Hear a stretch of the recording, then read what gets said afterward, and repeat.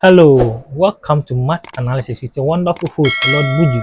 In today's episode, we'll be diving into transfers, team news, and match analysis, especially the top six Premier League teams. With me are my guests, Arab and Arizona.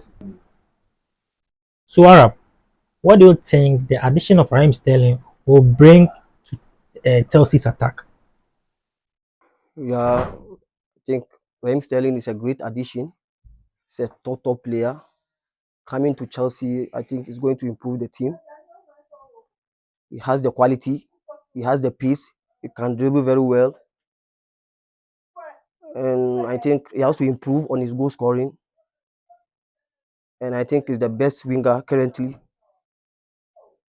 Well, if you see, I think Chelsea, their current wingers, I don't think they are giving enough to the team.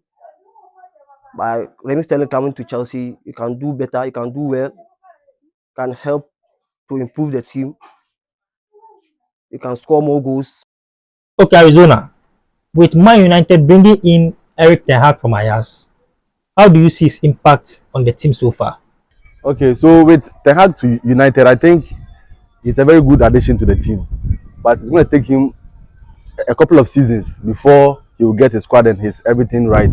Because already we have some dead wood in the United squad that he will need to get rid of, but it doesn't take just a season to do that. So I believe so far from what I have seen during the preseason, he's brought something into the team. He's brought something like something massive, something huge, but it's going to take time, maybe 2 or 3 seasons for the United squad, for him also to bring him his own materials who can understand him. That's why I understand that most of his targets are the players he worked with at Ajax. He's chasing most of of those boys, not because there are no other signings, but because he feels those are the guys who might understand his philosophy more. So I think it's going to take time. So far, from what I've seen, another thing too is, will United get enough time for him? That also is a valid point. So, Arizona, what are the dead wolves in Erik Ten Hag's team? So in the United squad, I believe comparing a player like McTominay, who is their DM, to the other top teams in England, I believe a player like Scott McTominay is not fit, or he is not at the level, comparing him to maybe the likes of N'Golo Kante at Chelsea, the likes of Rodri at Man City, and recently Tottenham also signed this guy Bissouma, like Fred. Martial is not somebody you can rely on to give you even 10 goals in a season. So with all these kind of players, Luke Shaw, Martial, Fred, even Fred, Maguire, that's blockheaded defender who has become a liability to United. All these players have to move out, and I like the sign of Lisandro Martinez, because he is very quick. He's way more intelligent than I can say all the United back four, with the exception of Rafael Varane, who is a world class defender. So with Luke Shaw and all those and all those guys, I think if he's able to clear them like all of Wan-Bissaka, another waste product. And some of the academy guys they signed like Facundo Pellistri, like they are Amad Diallo. There's no future there. You can see clearly that there is no future. So I think if he can be able to get rid of all those dead wood, because just take a look at Man City team, Liverpool team, and even the Chelsea team that some people feel is not even good enough. They still have some quality in there.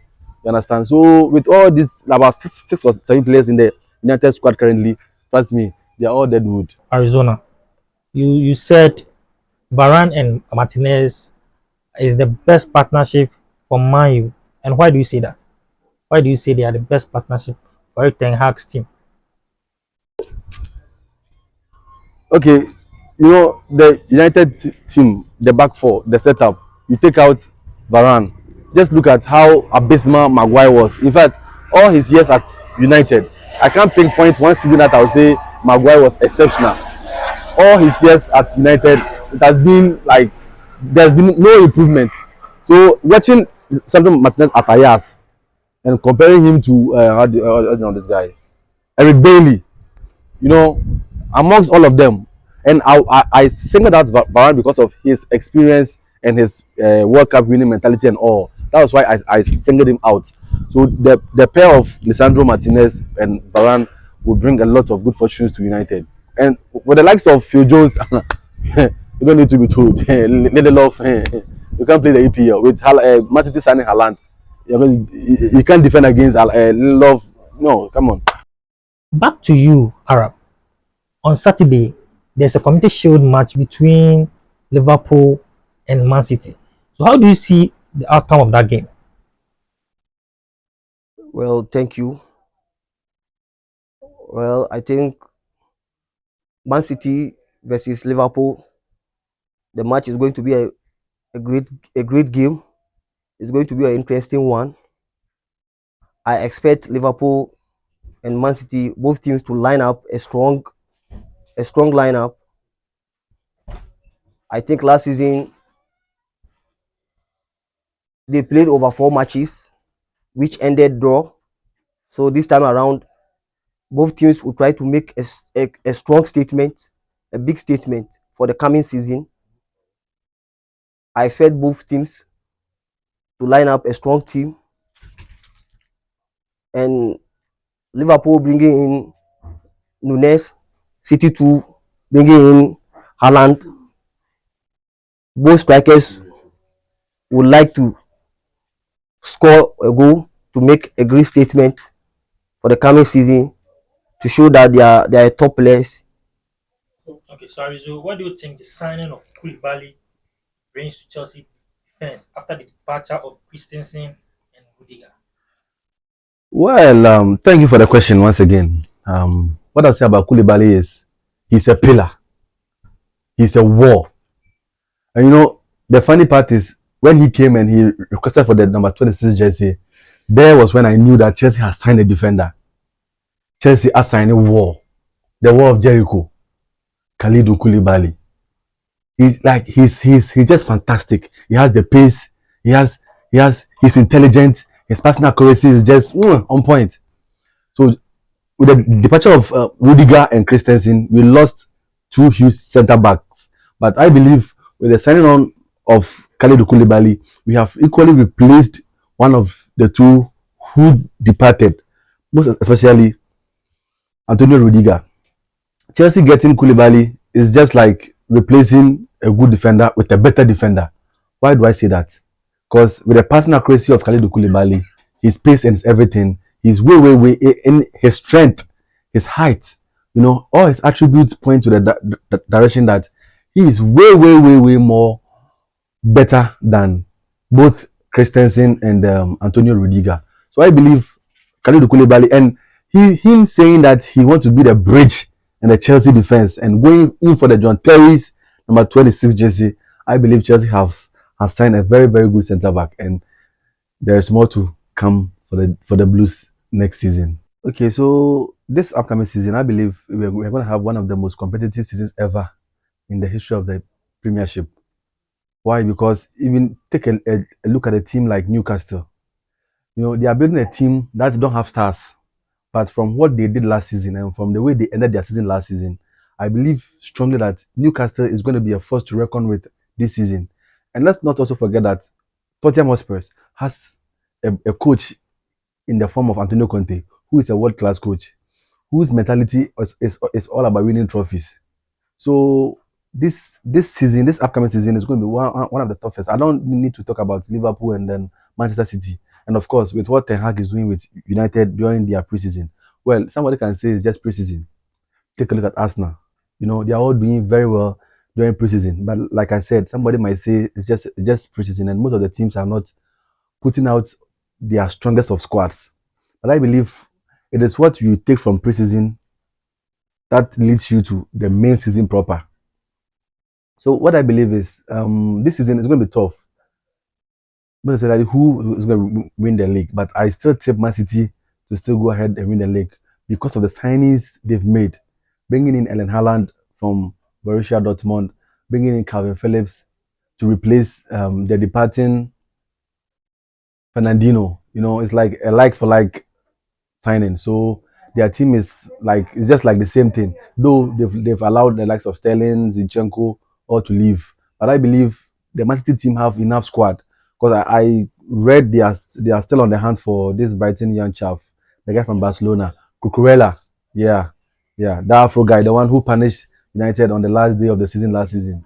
So if they're able to bring him in, and the likes of Calvin Phillips coming in and Hannah coming in, I still believe they are still favourite to win the league. With Liverpool, I still think they are going to take the second spot because of how they allowed a player in the form of Sadio Mane to leave. Let's bear in mind that Sadio Mane's contribution to Liverpool is not just about his goals. He adds something extra.